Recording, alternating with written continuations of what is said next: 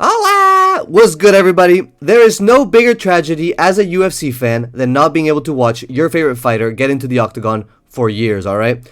UFC and MMA fighters already fight very little as it is. The most we see them is like 4 times a year, and that's if you're really, really lucky, right? If he's a ranked fighter, if he's a champ, then you're just gonna be thankful to see him once every 6 months, right? Twice a year.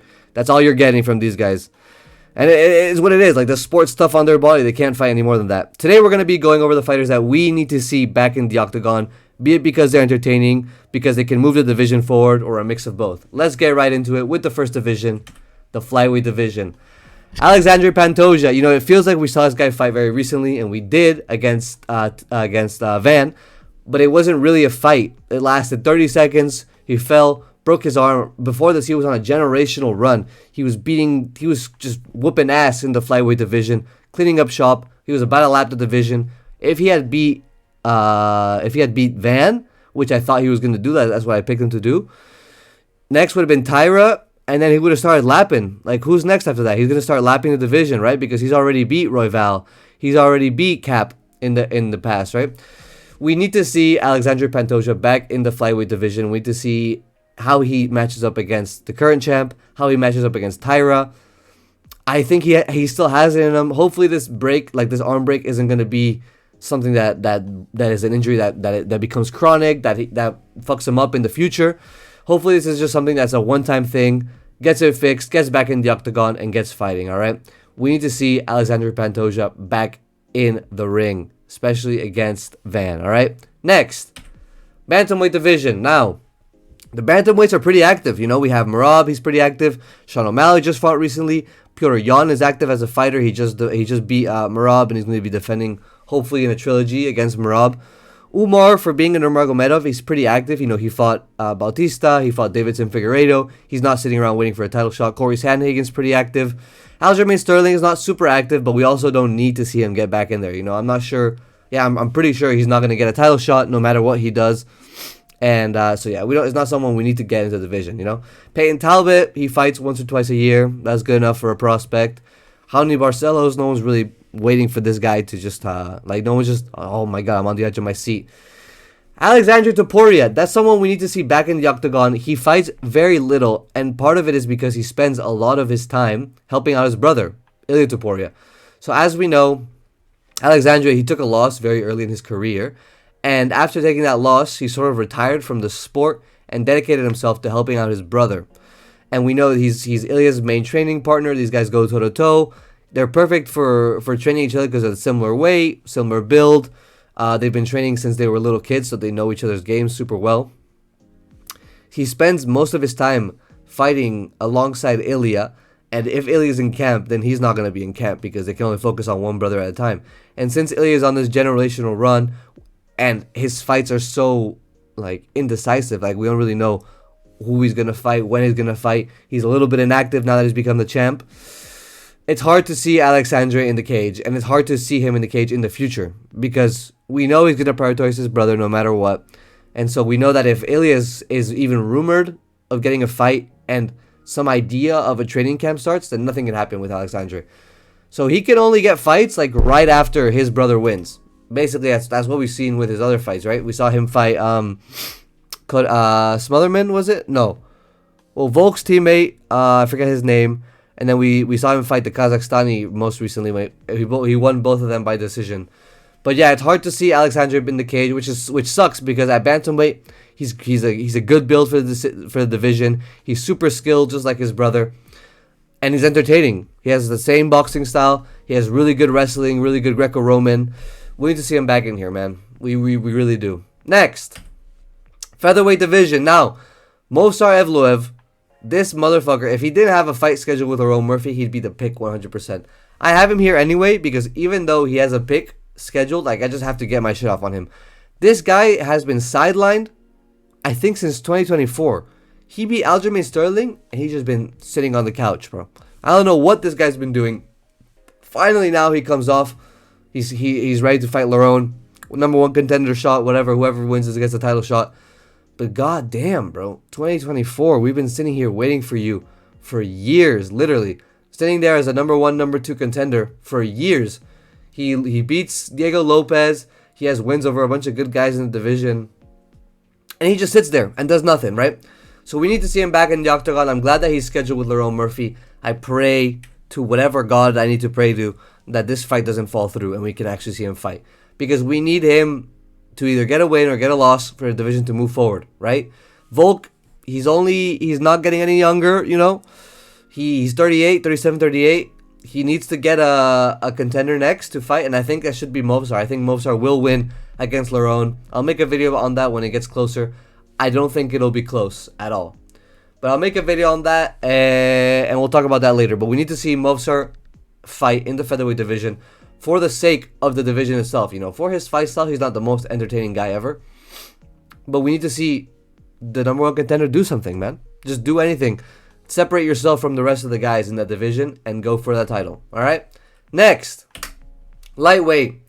We got both brothers on this fucking on these slides, man. If this guy doesn't get put as the White House main event or co-main or whatever they're gonna do, then I don't know when he's gonna fight, because there's no other rumors other than that. And inside of me, I'm worried, because if he even if he gets scheduled for the main event, something happens, someone has to pull out, he can't fight anymore.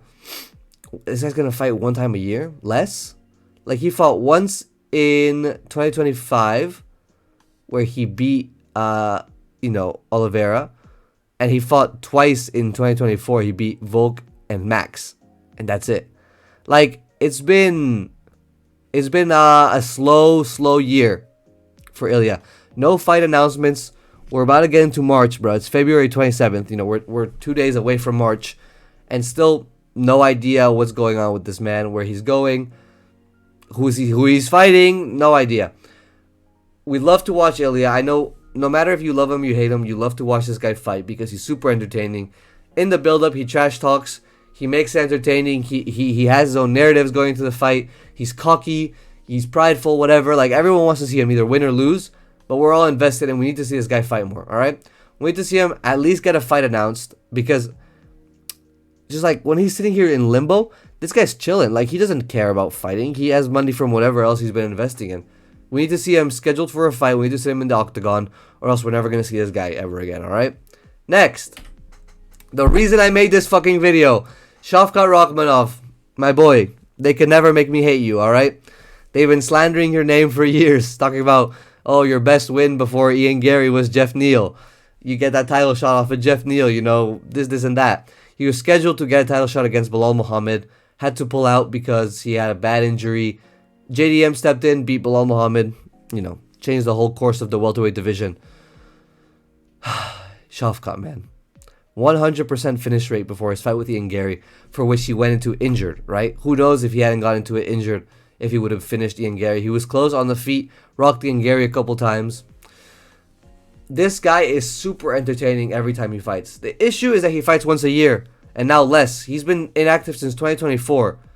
Like I said in my last video, the last time I saw this guy fight, I was in fucking Vietnam, right? Like, it's been that long. This guy, super entertaining. Love to see him fight, but he can't. Got injured. Family got into a car crash. It's not his fault, you know. These things are not his fault, but we need to see him back in the division. No matter what, this guy is entertaining to watch. Has a great style. He's a fucking bobblehead. Keeps his head on the straight line. Gets rocked every fight. Fucking, you know, just pulls it out of the fire every fight. He in that last fight with Ian Gary, 5th round, he was in that rear naked choke. That shit looked tight. He realized, oh, I'm about to get clipped by Ian Gary. Fuck no. He turned around, inverted that shit.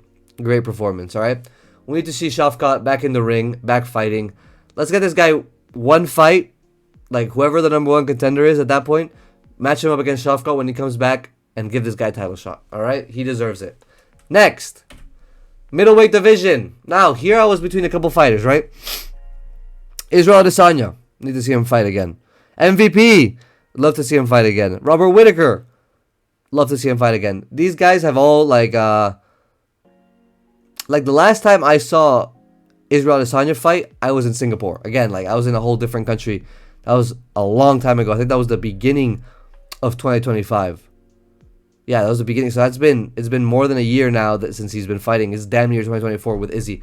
But he has a fight scheduled against Joe Pyfer, so I'm not going to put him here. MVP again. He's been more active than Izzy, but for a long time he didn't even have a fight schedule, and now he's fighting Sam Patterson on some random fight night, or I don't even know which card he's fighting on. But that's crazy, you know. MVP deserves better. Regardless, he has a fight.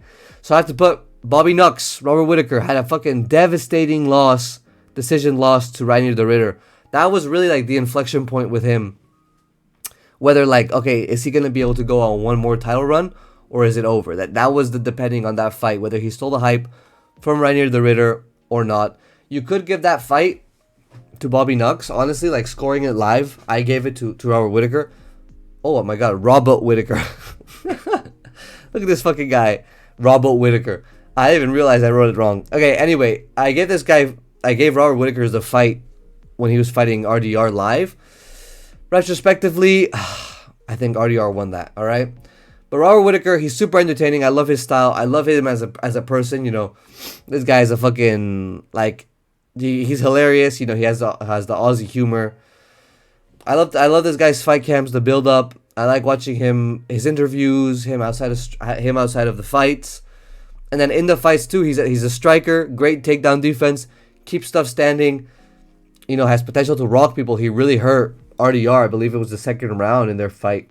I thought he was gonna be over there, but yeah, man, need to see Bobby Nux back in the octagon. Hopefully he has one more run in him. Hopefully he doesn't go up to light heavyweight, because I think he's gonna get schooled up there.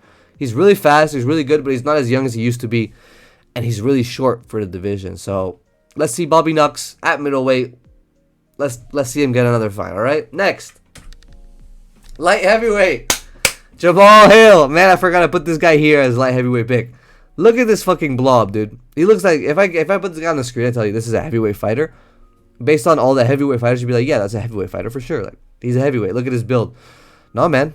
This is a 205er. I don't know how he looks like that. Like, does he have any muscle on him? I don't know. Jamal Hill, super entertaining. Watching him getting schooled all his fights, you know. This is one of those guys, kind of like Derek Lewis or like Johnny Walker, maybe, or Colby Covington is a better example. Even if he loses like 5 or 6 in a row, I don't think the UFC should cut him, because he's gonna be entertaining every time, and it's gonna be fun watching him get schooled. All right. He got knocked out by Pereira. He got knocked out by Yuri. Got knocked out by Khalil. Oh no, got decision by Khalil. It's been cinema watching him fight. I need to see him again. Watching him get a win would be fucking like amazing. That would be absolute cinema. Like, if he gets a win, the fucking PR run he's gonna go on calling for a title shot. It doesn't matter if he fights the 30th ranked like heavyweight in the world, or they bring some random off the street to fight him, right? And he wins by boring split decision. He's gonna be calling for that title shot immediately. He's gonna be like, Pereira, let me get my rematch. You fluked me last time at UFC. This fucking guy, just imagining it now. Jamal Hill, I need to see him fight again just because of the antics, just because of the pre-fight press conference. You know, last time he was hitting on, I think it was Joanna Jędrzejczyk, and then she rejected him, and then he was talking about beating her ass or something. That was crazy. Need to see this guy just in the media in general. So Jamal Hill, please get a fight scheduled.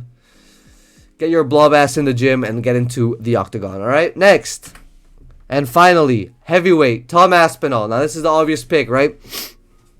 And I don't know if you guys were expecting me to put fucking Tuco Tacos as my heavyweight pick, or fucking Mick Porkin up here. I'm sorry if you were expecting fucking Dos Anjos or whatever random NPC 50 overall generated heavyweight you can think of. But Tom Aspinall got eye poked. Need to see him fight Cyril Gane specifically, because that fight is honestly the only entertaining fight, the only interesting fight at the heavyweight division, if we're being for real. Technically wise, there's no one else that can hold a candle to Tom Aspinall. I think Cyril Gane, just because he's so athletic and because he's a striker, that's the only chance I think Cyril Gane has. Like, out of all the heavyweights, the only guy that has any chance to beat Tom Aspinall is Cyril Gane. And even then, you know, like, shit happens. I think eye poke is so crazy. The fact that this eye poke just ruined both of his eyeballs in the manner it did is just fucking insane. I've never seen an eye poke so devastating, right? Like, this, it feels even more devastating than when fucking Michael Bisping got a head kicked and a retina detached. Like, this is just, it's crazy. He's been out for, is it a year now? It feels like almost a year. Like, in a couple months, it'll be a year since he's been out. No fight announcements. Doesn't look like he's coming back anytime soon. He's still fucking blind everywhere he goes. Man, fuck Cyril Gane, bro. All my homies hate Cyril Gane, alright? Need to see Tom Aspinall back. Become the heavyweight GOAT like we all know he can be. Let's get him back in the division, alright? Let's get him back fighting.